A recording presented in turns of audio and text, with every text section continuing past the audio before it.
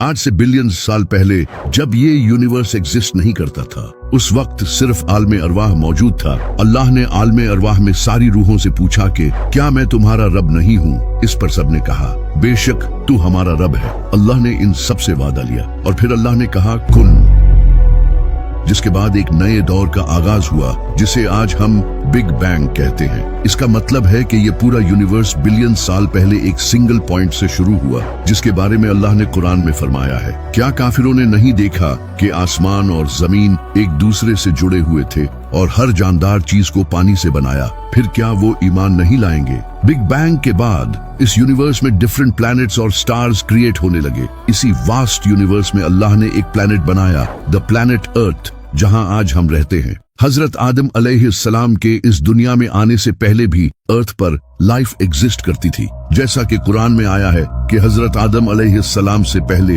इस दुनिया में जिन रहते थे। इसके अलावा भी उस वक्त अर्थ पर कई अजीब तरह के जानवर रहते थे, जैसा कि डायनासोर्स, जो कई हजारों साल तक इस दुनिया पर रहे, लेकिन फिर वो इस दुनिया से एक्सटिंक्ट हो गए, जिसका एग्जैक्ट रीजन आज तक किसी भी साइंटिस्ट को नहीं पता। इस पर कई थ्योरीज हैं, जैसा कि कई साइंटिस्ट्स का कहना है कि एक बड़ा एस्टेरॉयड अर्थ को हिट किया था,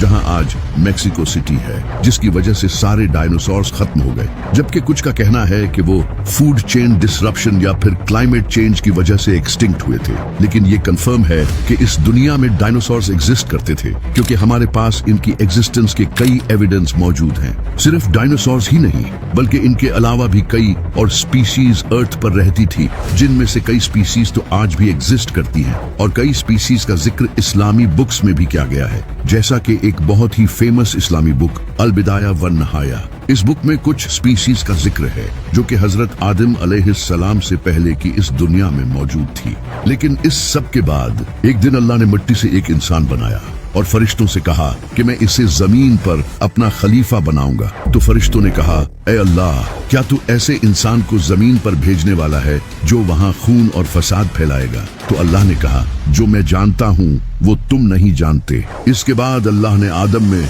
अपने अंदर से रूह डाली और फिर फरिश्तों से कहा कि इसके आगे सजदे में गिर पड़ो। ये सुनते ही सारे फरिश्ते आदम अलैहिस्सलाम के सामने सजदे में गिर पड़े। लेकिन इन फरिश्तों में एक जिन भी मौजूद था जिसने सजदा करने से इनकार कर दिया, जिसका नाम था शैतान। अल्लाह ने पूछा, ऐ शैतान, तूने ऐसा क्यों किया? तो शैतान ने कहा कि ये मिट्टी से बना है और मैं आग से, मैं इससे बेहतर हूँ, इसलिए मैं इसे सजदा नहीं करूंगा। अल्लाह को इसकी इस बात पर गुस्सा आया और फरमाया, ऐ शैतान, यहाँ से निकल जा, अब क़यामत तक तुझ पर लानत होती रहेगी। तो शैतान ने कहा, ऐ अल्लाह, तू मुझे क़यामत तक मोहलत दे, मैं तेरे बंदों को तेरे रास्ते से रोकूंगा। तो अल्लाह ने कहा, ऐ शैतान, जा, तुझे मोहलत दी, लेकिन एक बात याद रख, जो मेरे मुखलिस बंदे होंगे उन पर तेरा जोर नहीं चलेगा। इसके बाद शैतान को क़यामत तक की मोहलत दे दी गई।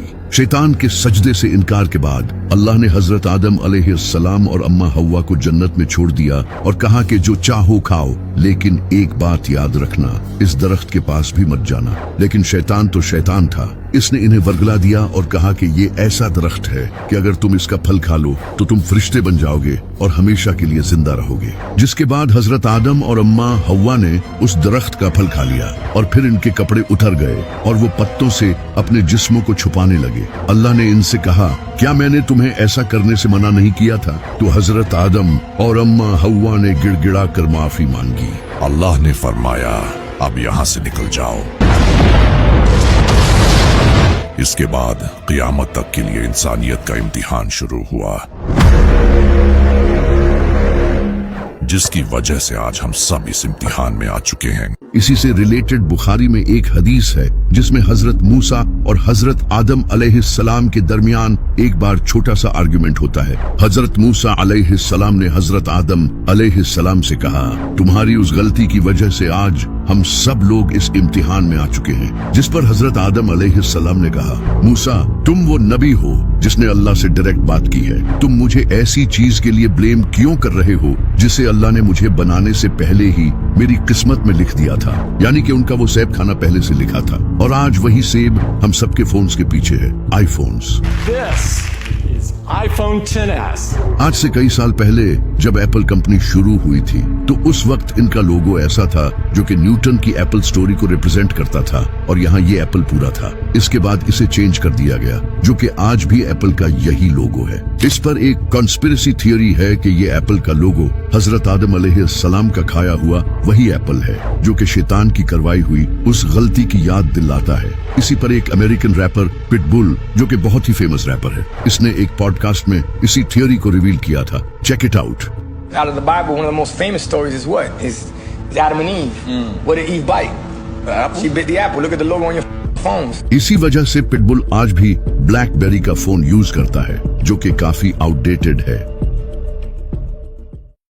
कुरान में दुनिया में आना हकीकत में एवोल्यूशन ही है, यानी कि हजरत आदम अलैहिस्सलाम का जन्नत से इस दुनिया में आने से मुराद अपनी हैवानी शक्ल से इंसानी शक्ल में आना है। और इनकी ये बात काफी हद तक ठीक भी लगती है क्योंकि कुरान में भी कुछ ऐसी आयात मिलती हैं जिनमें एवोल्यूशन की तरफ हमें हिंट मिलता है। जैसा कि कुरान में अल्लाह ने फरमाया है कि हमने इंसान को स्टेजेस में बनाया है जो कि एवोल्यूशन भी हो सकता है, जिस तरह इंसान भी स्टेजेस में ही बंदर से इंसान बना है। इसके अलावा अल्लाह ने कुरान में फरमाया है कि हमने कई जानदार पानी से पैदा किए हैं, ये भी एवोल्यूशन हो सकता है। इसके अलावा नबी सल्लल्लाहु अलैहि वसल्लम की भी हदीस है, आपने फरमाया अल्लाह ने हजरत आदम अलैहिस्सलाम को 60 हाथ लंबा बनाया था, लेकिन बाद में इंसानों की हाइट टाइम टू टाइम कम होती गई जो कि ऑफ कोर्स इवोल्यूशन के थ्रू ही हुआ था। लेकिन दूसरी तरफ कई स्कॉलर्स इस इवोल्यूशन थियोरी को नहीं मानते। सिर्फ स्कॉलर्स ही नहीं बल्कि कई साइंटिस्ट्स खुद इस इवोल्यूशन थियोरी को नहीं मानते क्योंकि ये इवोल्यूशन थियरी अभी तक जस्ट एक थियरी है,